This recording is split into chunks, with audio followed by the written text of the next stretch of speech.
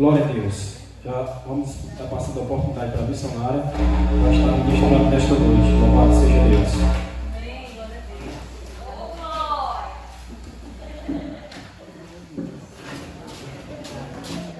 Glória a Deus. Quero cumprimentar todos os irmãos com a paz do Senhor. Amém? Amém.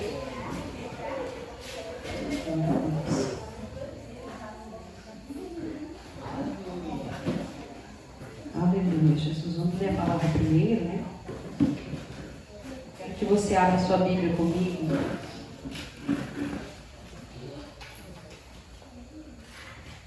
Do Evangelho segundo escreveu João, capítulo 1.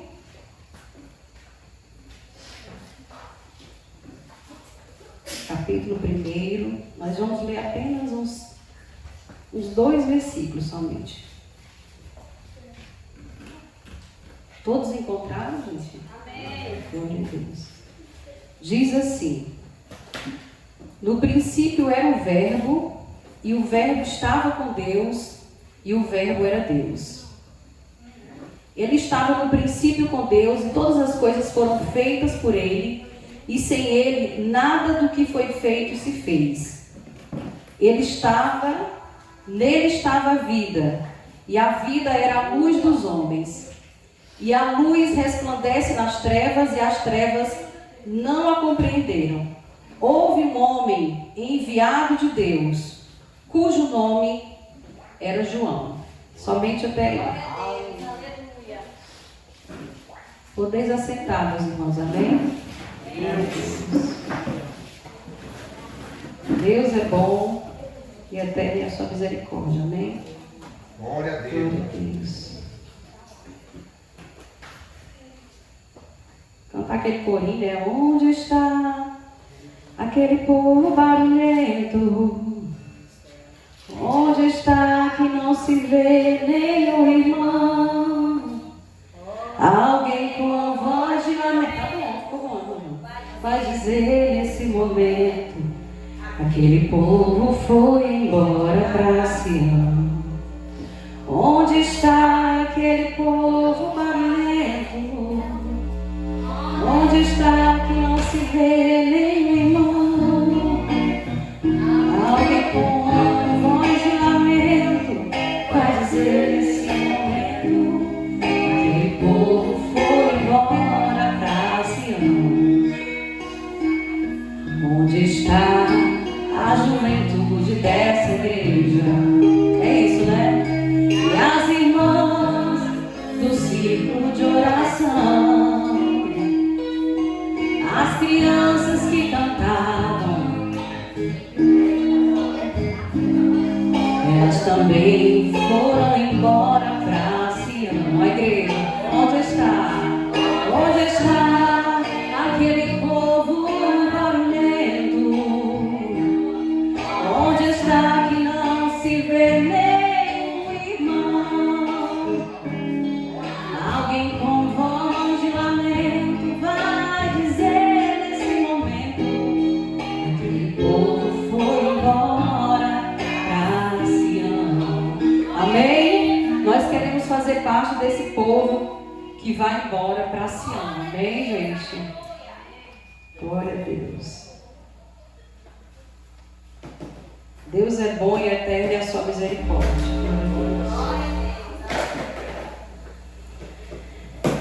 Aleluia, Jesus.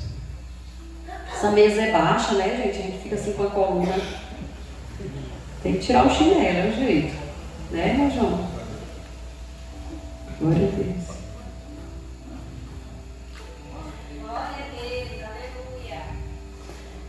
Eu queria falar um pouquinho de um homem chamado João. E falando de João Batista, a gente também acaba automaticamente falando de Jesus, né? E esse João que a Bíblia descreve, ele foi um pregador judeu, primo de Jesus, e que tem um nome muito sugestivo com aquilo que ele fazia, né? Porque João Batista fala-se daquele que batiza, daquele que batizava. Então João Batista, esse primo de Jesus, esse pregador judeu, escolhido ainda no ventre da sua mãe, com uma missão assim muito forte, né? Que foi, ele veio antes de Jesus, porque a missão dele era falar a respeito de Cristo. A missão de João Batista era preparar o caminho do Salvador. E ele fez isso com... Se o irmão João Batista quiser tirar aí só para dar uma melhoradinha aqui, viu, irmão João?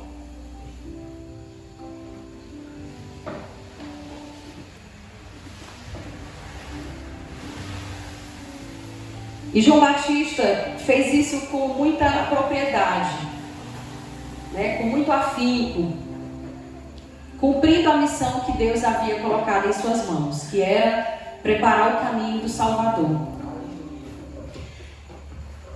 E João Batista não era aquele pregador que agradava os ouvintes. Ele não era um pregador que sentava para amaciar o ego das pessoas, mas ele falava sempre com muita veemência a verdade. As suas pregações eram muito taxativas, eu posso dizer assim, porque João Batista falava de arrependimento, João Batista falava de endireitar os caminhos tortuosos. João Batista era alguém que não se intimidava para cumprir a sua missão, aquilo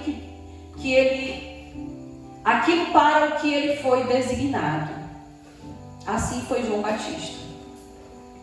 E quando a gente fala de João Batista, aquele que batizava, inclusive ele batizou Jesus. Quando a gente fala de João Batista, a gente lembra do quão centrado ele foi na sua caminhada cristã. Um homem muito influenciador pela palavra dura que ele dava nas suas ministrações, nas suas pregações. Glória a Deus. E aqui eu quero discorrer algumas coisas, né, que a Bíblia vai nos falando, nos relatando a respeito desse pregador chamado João Batista, e também vai falando a respeito de Cristo. É muito forte quando diz assim: este veio para testemunho, para que testificasse da luz, para que todos crescem por ele. Ele não era a luz, mas para que testificasse da luz. Eu acho muito bonito quando se frisa essa parte dizendo: esse veio para que testificasse da luz. Mas aí vai ressaltar: ele não era luz, ele veio para falar a respeito da luz. Por que eu falo isso? Por que a Bíblia vem falando isso? Porque às vezes quem faz a obra de Deus pode em algum momento achar que toda a graça está nele, achar que toda a graça do seu ministério, do seu chamado está na própria pessoa. E a Bíblia é muito taxativa quando ela vai dizer: ele não era a luz, ele veio só para falar a respeito da luz. É muito importante nós que servimos ao Senhor sermos conscientes de que nós testificamos a respeito de Cristo. Amém? Amém. Glória a Deus. E vai nos dizer assim: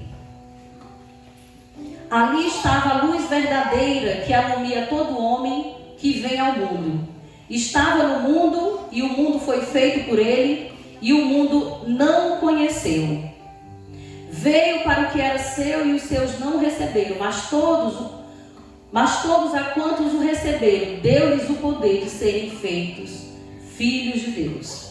Vamos lá para o versículo 14 que diz assim: e o verbo se fez carne e habitou entre nós, e vimos a sua glória como a glória do unigênito do Pai, cheio de graça e de verdade. Amém? Glória a Deus. João Batista vinha falando a respeito desse verbo que é Cristo. O que a gente entende quando se fala de verbo? Biblicamente falando, o verbo é aquele onde está centralizado todas as coisas, estão centralizadas nele. E aí diz, e o verbo se fez carne e habitou entre nós. E o verbo estava com Deus e o verbo era Deus. Quando a gente para analisar essa passagem, nós ficamos admirados em imaginar que Deus, um Deus tão grande, ele sai, irmão Manuel, da sua glória, da sua morada, lá do seu trono. Ele decide sair de lá do seu trono para habitar no meio de nós. Olha que profundo isso, né? E ele habitou no meio da humanidade, conviveu aqui com as pessoas. Humanamente falando, Jesus sentiu todas as coisas que nós sentimos. Todas as dores que nós sentimos, todos os sentimentos que nós temos. Com uma diferença, ele nunca pecou. Porque ele é o próprio Deus e ele não podia pecar. Não havia a menor possibilidade de Cristo pecar, porque ele é o próprio Deus. Glória a Deus. Amém? Amém. Glória a Deus. E eu queria intitular rapidinho o que eu estou falando, dizendo assim: o poder transformador do amor de Deus. Porque se a gente for analisar toda a história da humanidade, ela começa com a ação de Deus. Qual é a ação? A ação de Deus querer construir a humanidade, construir a família e também de nos salvar. E Ele nos dá uma prova muito forte do seu amor, que está escrito lá em Romanos 5,8, diz assim: Deus prova o seu amor para com a humanidade, em que Cristo morreu por nós, sendo nós ainda pecadores. Aí a Bíblia, o livro de Romanos, está dizendo que Deus nos deu uma prova muito forte do seu amor, quando Ele manda Jesus Cristo, viu, irmão Manuel, para morrer pela humanidade. E aí João Batista vem cumprindo essa missão tão gloriosa, mas com tanta consciência de que ele não era a luz, ele apenas estava ali para cumprir a sua missão e falar sobre a luz. Amém? Jesus, eu gosto de falar que Jesus é a pessoa mais gentil que a Bíblia pode descrever. É a pessoa mais gentil que a Bíblia pode descrever, foi Jesus. Se a gente for analisar, Jesus era amigo dos pecadores, se compadecia das viúvas, amava as crianças e amava os pobres. A pessoa mais gentil que a Bíblia pode descrever é o próprio Jesus Cristo. Por isso que vai dizer lá em Mateus 11, 28 ao 30, né? Por isso que o próprio Cristo tem essa propriedade para falar: vinde a mim, todos. Ele não está dizendo, vem alguns, né, irmão Júlio? Vem um, vem dois, vem um grupo. Ele diz, vinde a mim, todos. Ele engloba todo mundo, todos que estão cansados e sobrecarregados, e eu vos aliviarei. Tomai sobre vós o meu jugo e aprendei de mim, que sou manso e sou humilde de coração, e encontrarei descanso para a vossa alma, porque o meu jugo é suave e o meu fardo é leve. Aí eu me pergunto, Jesus é ou não é a pessoa mais gentil que a Bíblia pode descrever? Não existe, irmãos. Dentre todas as qualidades que um cristão pode ter, irmão Manuel, eu posso destacar uma, que é um cartão de visita para todo servo do Senhor. E qual é? É a humildade. Jesus deixava as pessoas perplexas só pelo olhar de amor que ele tinha para com as pessoas. É muito forte isso, né? E João Batista já estava tão confiante, certo e consciente do seu ministério, que estando ele ali com 2 dos seus discípulos, de quem os discípulos? De João, não era um discípulo de Jesus ainda. E quando Jesus passa por ali, João Batista diz: eis aí o Cordeiro de Deus. E quando João Batista faz essa declaração, os 2 discípulos que estavam com João, porque João tinha discípulo, viu? Todo servo de Deus que faz a obra de Deus com sinceridade, com afinco, com veemência, todo servo de Deus, ele vai ter pessoas ao seu lado que ele pode chamar de discípulo também. E os discípulos de João, quando ouvem João Batista falar: eis aí o Cordeiro de Deus, esses 2 discípulos começam então a seguir a Jesus. E Jesus está aqui andando, então ele percebe que tem alguém atrás dele, e ele volta e pergunta: o que vocês buscam? O que vocês estão procurando? E os discípulos olham e perguntam para ele: aonde é que tu mora, mestre? Jesus não respondeu, ele disse: vem e veja. E esses 2 discípulos acompanham Jesus e passam praticamente o dia todo ao lado de Jesus. Que maravilha! Porque essa é a curiosidade de todo cristão, de todo ser humano. Quando João Batista abre a sua boca e diz: eis aí o Cordeiro de Deus, porque João Batista também não queria centralizar a glória de Deus naquilo que ele fazia. Não havia ciúmes. João Batista estava muito convicto de quem era Cristo e de quem era ele. Porque, irmãos, o nosso questionamento não é sobre quem somos nós, porque nós só conhecemos João Batista por causa de Jesus. A gente só temos aqui na Bíblia os relatos de João, porque João estava aliançado com Cristo. E nós somos quem menos importa. Não é sobre quem somos nós, mas sobre quem é Jesus. Temos a curiosidade de saber onde Jesus está? Esses 2 discípulos seguiram Jesus e, encontrando um dos seus irmãos no caminho, quis eles notificar os seus irmãos e dizer: nós encontramos o Cristo, nós encontramos o Messias, venha e veja. Porque, irmãos, nada nos prende mais do que Jesus. Nada nos prende mais do que a presença genuína de Cristo. Não é religião, não é, irmão Manuel? Nada consegue nos prender mais do que a presença genuína de Jesus Cristo. Glória a Deus. Então eles começam ali a seguir a Jesus.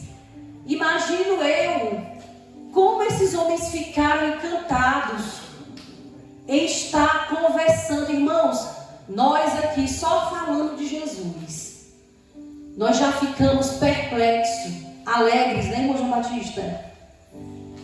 Não tem sentido a vida sem Jesus, não é, irmão?